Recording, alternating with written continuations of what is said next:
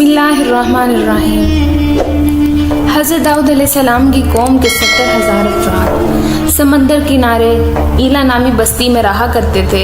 उन लोगों को अल्लाह ने हजारों नेमतों से नवाजा था, लेकिन जब राहत और सुकून आया तो ये अल्लाह की इबादत से महरूम हो गए और अल्लाह की मखलूक़ात पे जुल्म करने लगे। तो यूँ अल्लाह ने उनको खबरदार किया कि हफ्ते में एक दिन, हफ्ते के दिन शिकार न किया करो।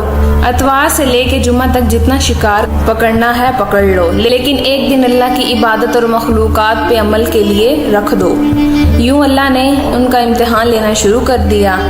वो अतवार से लेकर जुमे तक समंदर में मछलियाँ पकड़ने लगते तो मछलियाँ ज़्यादा मिकदार में हाथ ना आती, लेकिन हफ्ते के दिन समंदर को देखते तो उनमें बड़ी बड़ी मछलियाँ नज़र आने लगती।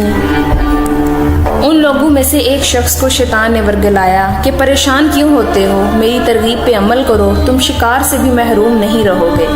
बस शैतान के कहने पर उस शख्स ने हफ्ते के दिन कांटा लगाया, डोरी को समंदर में डाल दिया ताकि मछली फंसे, और शैतान ने कहा इस मछली को तुम्हें अतवार के दिन निकालना है और यूं हफ्ते की हुर्मत भी बाकी रहेगी और तुम्हारा शिकार भी हो जाएगा। बस शैतान के बताई हुई तरगीब भी हफ्ते के दिन मछली फंसी, वो इतवार के दिन निकालता और खुशी से खाता।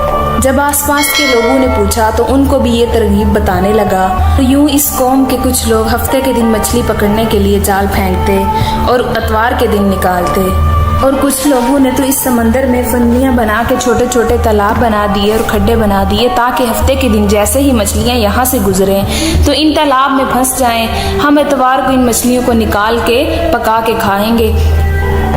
इस गांव में कुछ अल्लाह के ख़ास बंदे भी थे जो कहने लगे कि ऐ लोगों, अल्लाह ने हफ्ते के दिन शिकार करने से मना किया है। ये जो तुम जाल फेंकते हो या छोटे छोटे तालाब बनाते हो, इनमें हफ्ते की नगर मछली फंसती है, तो ये शिकार हफ्ते के दिन का होगा।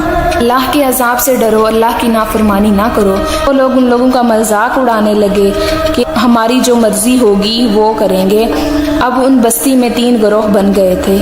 एक 70,000 में वो लोग थे जो नाफरमान लोगों की बार बार इस्लाह करते थे, दूसरे वो जो लोगों से नफरत करते थे और खामोशी इख्तियार किए हुए थे, और तीसरे वो जो गुमराह होकर अल्लाह की नाफरमानी कर रहे थे। तो यूं नेक बंदू ने उस बस्ती के बीच में से एक दीवार को खड़ा कर दिया और ये हुक्म नाफिज किया कि अल्लाह की नाफरमानी करने वाले इस तरफ हो जाएं, हम जो अल्लाह के फर्मा बरदार हैं वो इस तरफ रहेंगे। वो सालेह लोग बार बार उनसे कहते रहे, ऐ लोगो, अल्लाह से डरो। समूदे कौम लूत का जो हशर हुआ है उसको याद करो और अल्लाह की नाफरमानी ना करो, वरना तुम पे भी कोई अजाब आएगा। वो सारे नाफरमान जिनकी तादाद तकरीबन 12,000 थी, सब हंसते रहे, ये तो सब किताबी बातें हैं, हम पे कोई अजाब नहीं आएगा। बस जैसे ही वो गिरोह 2 हिस्सों में तकसीम हो गया, एक वो जो अल्लाह के फर्मा बरदार बंदे दीवार के इस तरफ और दूसरे वो जो नाफरमान बंदे जो दीवार के उस तरफ थे। वो नाफरमान पूरी रात हंसते रहे, मजाक उड़ाते रहे, और वो अल्लाह के खालिस बंदे दीवार के उस तरफ अल्लाह से माफ़ी मांगने लगे।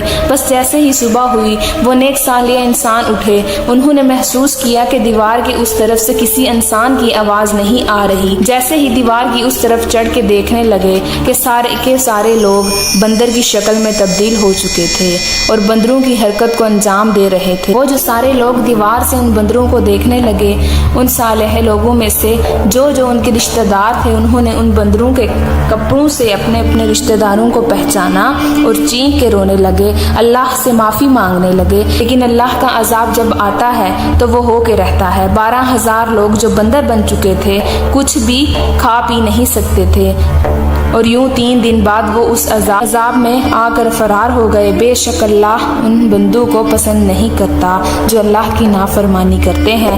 ऐ अल्लाह, हम सबको अपना फर्मा बरदार बंदा बना और हमको वैसा बना जैसा तू हमें देखना चाहता है।